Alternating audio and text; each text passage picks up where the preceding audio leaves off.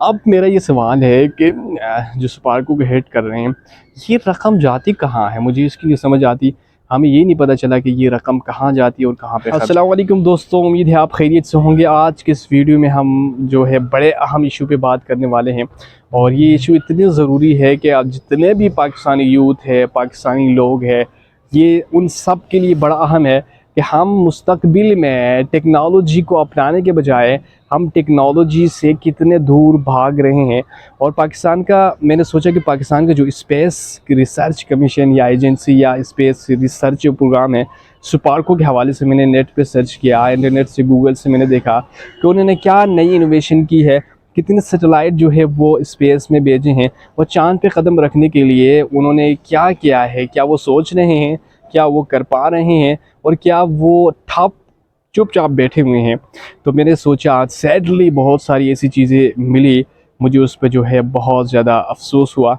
और उसके बाद जो है इंडिया के जो स्पेस कमीशन एसरो है, तो उसके बारे में मैंने सर्च किया, तो वो दोनों चीज़ें कंपेयर करके मैं वो चीज़ें आपके सामने रखूँगा कि आखिर क्या वजह है कि इंडिया की स्पेस कमीशन वो पाकिस्तान से बाद बना हो और वो इतनी तेज़ी से तरक्की कर रहा है, और साथ में जो है पाकिस्तान की स्पेस कमीशन जो है स्पार्को वो इंडिया से पहले बना हो और वो नाकामी की तरफ क्यों जा रहे हैं। इन सारी चीज़ों को इस वीडियो में डिस्कस करने वाले हैं।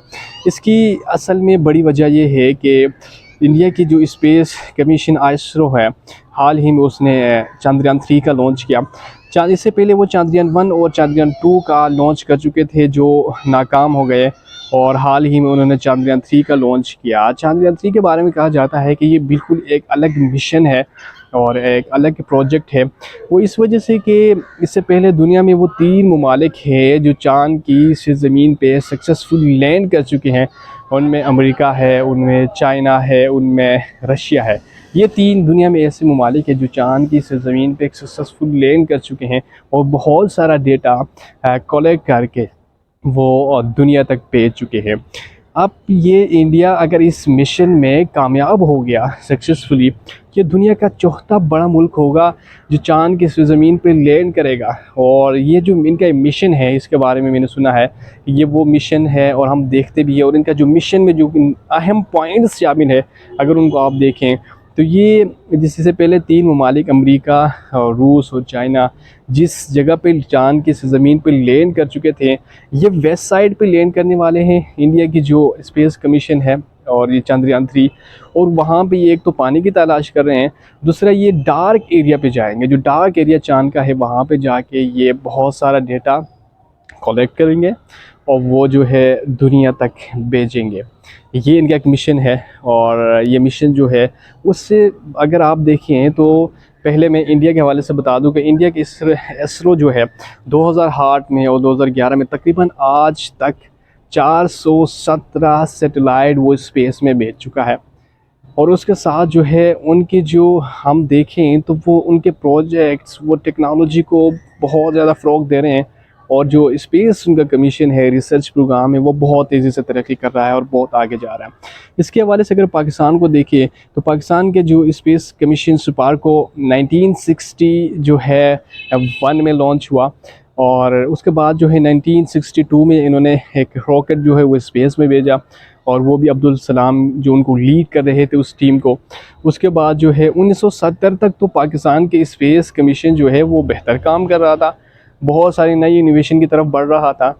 उसके बाद जो है ऐसे ठप हुआ कि कोई पता ही नहीं है कि कोई ऐसी स्पेस कमीशन स्पार्को भी है मुल्क में। अब इंडिया की बात करें तो इंडिया की स्पेस कमीशन जो है वो 1969 में जो है उसका लॉन्च हुआ। अब डिफरेंस देखें, 8 साल का डिफरेंस, और उसके साथ जो है वो इस आईएसआरओ और स्पार्को को जब आप कंपेयर करेंगे, आईएसआरओ बहुत फास्ट वर्किंग कर रहा है, नई इनोवेशन में बहुत तेज़ी से कर रहा है, और पाकिस्तान के स्पार्को के बारे में देखें तो वो बिल्कुल जो है लूज़ है, बिल्कुल ठप है। अब इस बात को मैं क्यों बता रहा हूँ, आपको समझाने का मकसद ये है कि असल में मैं इस चीज़ को इसलिए बता रहा हूँ कि हम इस चीज़ पे गौर व फिक्र करें कि वो क्या मिस्टेक है जो हम कर रहे हैं और हम उन मिस्टेक को कैसे ख़त्म करें। यही रीज़न है कि इस वजह से हम ये इस मैसेज को हर उन पाकिस्तानी तक पहुंचाना चाहते हैं। अब देखें, उसके बाद जो है 1990 में पाकिस्तान ने चाइना के साथ मिलकर पार्टनरशिप पे स्पेस के लिए रॉकेट भेजे। बस वो काम था, वो भी पार्ट चाइना के साथ मिलके। उसके बाद जो है ऐसे ठप हुआ कि उसका सिर्फ नाम तक महदूद है। वर्ल्ड वार 2 जब चल रही थी उस वक्त पाकिस्तान धड़ाधड़ सेटेलाइट भेज रहा था 1962 में। तो अगर वो उस तरह अगर फंक्शनल होता तो आज वो चांद की ज़मीन पे सक्सेसफुल लैंड कर चुका होता, लेकिन सैडली वो ये नहीं कर सके। अब मैं आपको बताने वाला हूँ कि पाकिस्तान की जो स्पेस कमीशन है उसको एनुअल बजट को देखें। एनुअल बजट अगर देखें तो पाकिस्तान का तो स्पार्को के लिए 25 मिलियन डॉलर जो है एनुअल बजट है। और अगर इंडिया के एसरो को देखा जाए तो उसका तो 1600 मिलियन डॉलर्स, वो बहुत बड़ी रकम है, उसके हवाले से कुछ नहीं है, पर फिर भी एक बड़ी रकम है। अब मेरा ये सवाल है कि जो स्पार्को को हेड कर रहे हैं ये रकम जाती कहाँ है, मुझे इसकी नहीं समझ आती। हमें ये नहीं पता चला कि ये रकम कहाँ जाती है और कहाँ पे ख़र्च होती है, इसका हमें बिल्कुल आइडिया नहीं है। अब जो दूसरी बात मैं आपको बताने वाला हूँ कि इसकी नाकामी की वजह क्या है। इसकी नाकामी की वजह ये है, एक तो इसमें इंटरेस्ट कोई नहीं लेता, नो इंटरेस्ट। दूसरा इसको जो है लैक ऑफ मनी, पैसे नहीं है। अब तीसरा इसको वो लोग चला रहे हैं कि वो रिटायर्ड लोग हैं। अगर आप सर्च करेंगे तो सारे रिटायर्ड लोग, वही एक टेक्नोलॉजी को फ़रोग़ देना, टेक्नोलॉजी को मुल्क लाना और स्पेस कमीशन रिसर्च इतना बड़ा प्रोग्राम हो तो उसकी लीडिंग के लिए एक रिटायर्ड अफसर उस पर क्या कर सकता है, ये बहुत बड़ा सवाली निशान है। और इस पे हमें सोचना चाहिए। ये 3 बड़ी वजह है जिसकी वजह से और ये नाकामी की तरफ जा रहा है। अब नाकामी का मतलब ये है कि कुछ नई इनोवेशन नहीं है, इतने साल हो चुके, इतने सारे बजट, इतने सारे पैसे कुछ जाते हैं, वो कहाँ पे खर्च होते हैं, ये इसी की हम नाकामी कहते हैं। अब जो मैं आपको बताने वाला हूँ कि पूरे मुल्क के अगर आप एजुकेशन सिस्टम को देखें कि एजुकेशन सिस्टम में साइंस सिर्फ थ्योरी पर मुश्तमिल है। अब मुसलमानों की थ्योरी पढ़ाओ, इब्न सीना ने, इसने, फ़लान ने, बस्तान ने, इन्होंने ये किया वो किया, बस ओनली थ्योरी। और अगर आप साइंस को देखो तो साइंस को सिर्फ ओनली थ्योरी तक महदूद है, प्रैक्टिकल काम नहीं कर रहे हैं, स्टूडेंट का इंटरेस्ट नहीं है। अगर एफएससी के स्टूडेंट से पूछें, वो एफएससी में हम भी पढ़ के आए हैं, हमने सिर्फ जस्ट साइंस से पढ़ी है, बाकी हमने उसको प्रैक्टिकल बस कुछ नहीं, सिर्फ थ्योरी है। थ्योरी ऐसी चीज़ है कि आप उसको माइंड में तो रख सकते हैं पर प्रैक्टिकली काम नहीं करेंगे तो वो आपको समझ नहीं आएगी। साइंस की थ्योरी की बात कर रहा हूँ। अब जब आपके मुल्क में एजुकेशन सिस्टम में साइंस और टेक्नोलॉजी, साइंस की जितनी भी बुक्स हैं अगर वो थ्योरी पर मुश्तमिल है और सिर्फ जस्ट सिखाया जाता है कि ये चीज़ है, उस पर प्रैक्टिकल काम, लाइब्रेरी, लेबॉर्ट्रीज, ये सारी चीज़ें नहीं होगी, ज़ाहिर बात है कुछ नई इनोवेशन कोई इंटरेस्ट नहीं लेगा, कोई साइंसदान नहीं बनेगा।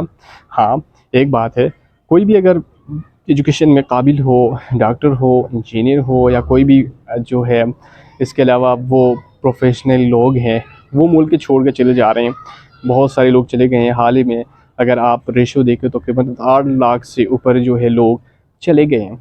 ये भी एक बड़ा सवाली निशान है कि क्यों चले गए हैं, ये जो काबिल लोग हैं बाहर के मुल्क में जाके क्यों काम कर रहे हैं पाकिस्तान में काम करने के बजाय। इसके भी पीछे एक बड़ी रीज़न है, वो मैं नेक्स्ट वीडियो में आपको बताऊँगा। अब मैं आपको बताने वाला हूँ कि ये मसला है, असल वजह है जिसकी वजह से हमारी जो स्पेस, जो स्पार्को है, जो स्पेस कमीशन है, वो नाकामी की तरफ बढ़ रही है। आजकल की दुनिया में जो है मुल्क को सिक्योर करने के लिए, स्टेट को सिक्योर करने के लिए ये टेक्नोलॉजी से फ़ायदा उठाना, यही बड़ी वजह है जिसकी वजह से बहुत सारे मुल्क जो है वो आगे जा रहे हैं टेक्नोलॉजी को अपना के। हम मुसलमानों ने ये सोचा है कि हम इस जो साइंस है, साइंस को हम जो है इतना हम उस पर तवज्जो नहीं देते। अब बात यह है कि अल्लाह पाक ने कुरान पाक में इरशाद फरमाया है और उसका मफ़हूम ये है कि मेरी कायनात पे गौर व फ़िक्र करो, मेरी कायनात को समझो, दुनिया को देखो, दुनिया से अल्लाह ने कितना बड़ा सिस्टम और दुनिया को कैसे बनाया, इस पे रिसर्च करो, गौर व फ़िक्र करो कायनात पे।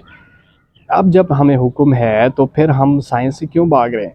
हम साइंस से भागने की हमारी बड़ी वजह, जिसे हम आजकल फेस कर रहे हैं, वो टेक्नोलॉजी से हम पीछे रह गए और दुनिया में जो कुछ हो रहा है हम मुसलमान जो है पीछे रह चुके हैं। यही वजह है कि हम साइंस से दूर भाग रहे हैं। बहुत सारे वक्त के साथ साथ कुछ ऐसी चीज़ें हैं वो अडॉप्ट हो के हम उन चीज़ों से पीछे जा रहे हैं।